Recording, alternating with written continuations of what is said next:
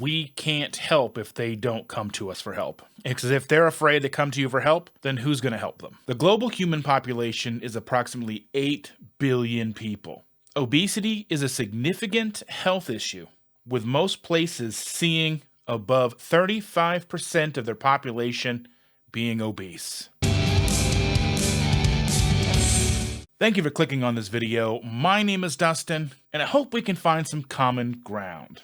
As I said in the intro, almost 8 billion people living on this planet, at least 35% being obese, which I think is a low number. Could be wrong, but it's most likely well above that number.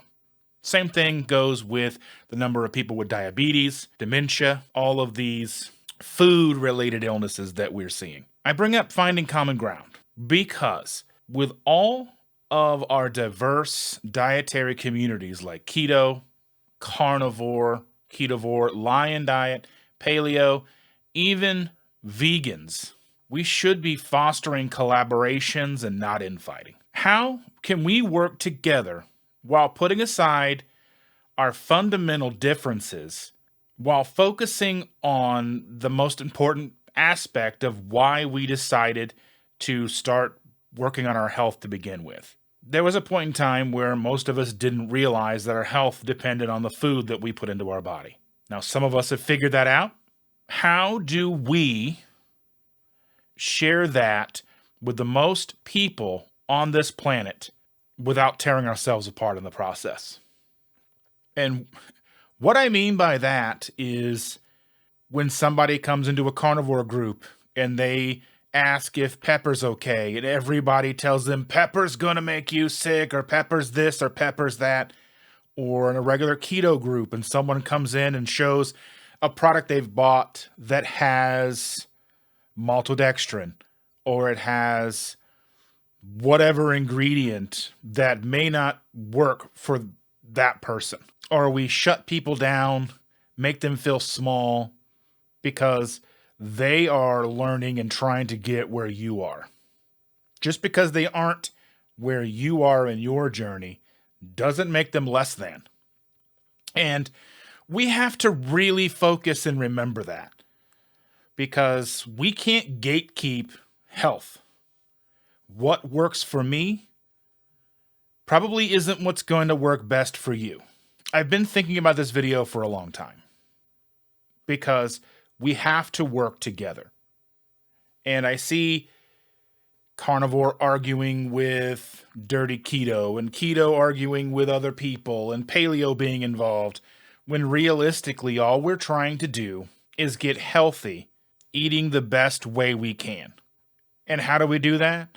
By getting away from the standard American diet or the standard world diet, so to speak. What we need to do is focus on shared goals.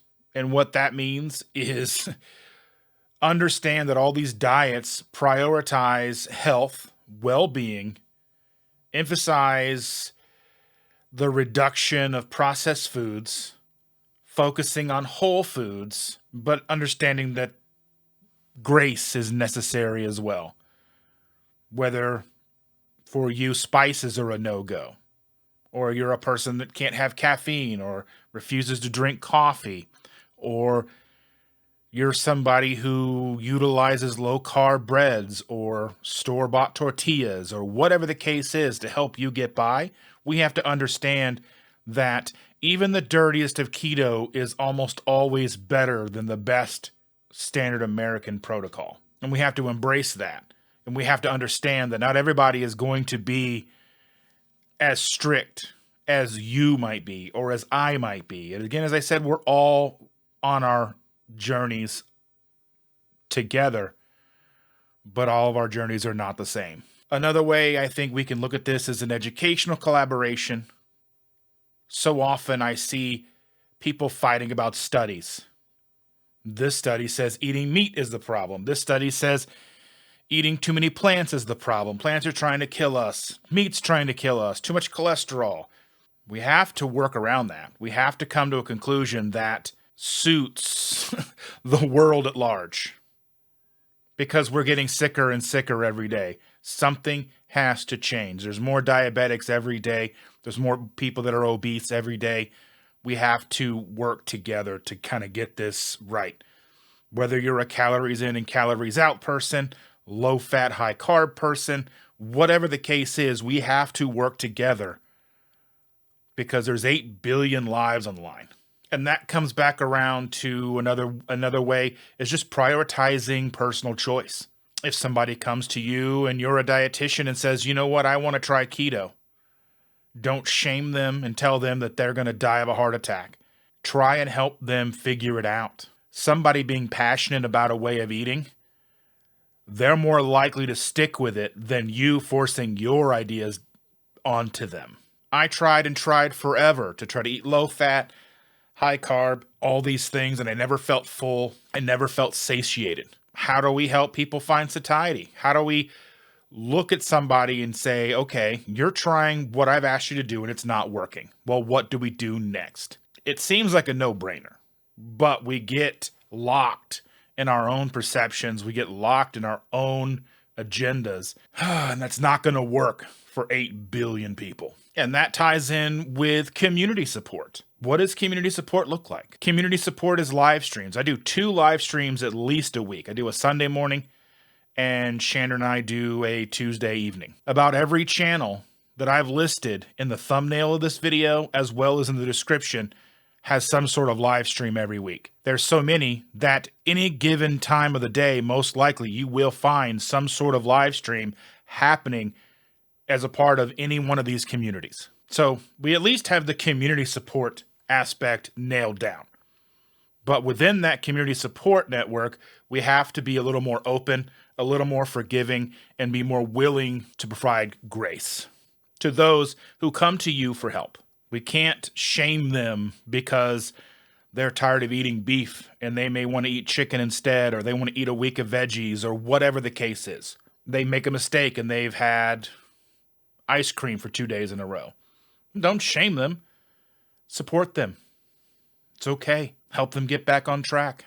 Just be someone to listen. We can't judge people because we can't help if they don't come to us for help. Because if they're afraid to come to you for help, then who's going to help them? We've already sort of touched on this, but a shared advocacy.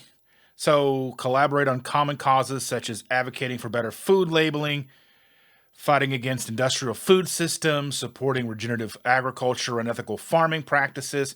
These are things that vegans are always looking at. They don't like factory farms. They don't like all of these things. So if we can get, vegans and carnivores really see eye to eye on this, whether they're going to admit it or not. All sides want ethical farming practices. We want clean farming practices. We want efficient utilization of farmland to make sure we have enough ruminant animals, we have enough food for everybody. 8 billion people is a lot of people to feed. And if we don't do it efficiently and effectively, it's only going to get worse. Obviously, focusing on whole foods is going to be one of the big things. All diets can agree that whole, fresh foods are going to be paramount. Processed foods are just not doing it for us. But with that, we have to understand that there are keto-branded processed foods, there's paleo-branded processed foods, vegan processed foods, and we have to take those into consideration to ensure that we're getting as many people on board as we can. Again, we have to find grace, and we have to make sure we're implementing these practices and these support structures to make sure we're accommodating as many people as we can. And it goes without saying that we have to respect cultural and ethical beliefs. We just do. Acknowledging and respecting these cultural, ethical, and personal reasons behind their different dietary choices foster more inclusion and understanding, and they go a long way building rapport, trust, and that community we've talked about so much already. This next one I think we do a very good job of. We highlight success stories. I try to highlight as many as I can. I try to have people on my lives whenever I can that have found great success, showcase how they found that success. It doesn't matter to me if it's keto, carnivore, whatever somebody's found to help them, to get them on track, I'm going to showcase their success. It may not be the way that I would choose to do it, but the only person I'm in control of is me. I'm just here to support everybody else. hopefully leading by example, hopefully making sure that people come to us who are lost, hopeless, feeling helpless, like there's just no hope, and they find it with us. And that's what we should be here for. And number 10, the final thing that I think we'll touch on here is creating interdisciplinary events. For example, something like Keto Palooza happens in October. It's organized and put together by Autumn from Watch Autumn Keto. I think she'll be changing her channel name at some point in time. But her and her husband put together and run Keto Palooza. It's an event that I went to last year. I am going to be in attendance this year. You can find carnivores, ketovores, keto, all kinds of wonderful, amazing people getting together to find support, family, something that they may not be getting at home. So there's plenty of opportunities for all these events across the United States, Europe, Africa, Australia. Australia has Low Carb Down Under. There's plenty of events. We just had Low Carb or Keto Orlando last week. I wasn't able to attend. Hopefully next year I'll be able to go. So focusing on that because, again, sort of a bonus thing here. A lot of people don't have support at home. Their friends, their family, they're not supportive. They are coming to us to find the support they're not getting at home. So if we're in this space, that's kind of a duty of ours, is to make sure we're providing support for those who have none. So with that, I want to say thank you all so very much for your time. Thank you for watching. Please like, share, subscribe. Consider becoming a member to my channel. I would truly appreciate that. It helps keep the channel going. And we'll see you next time.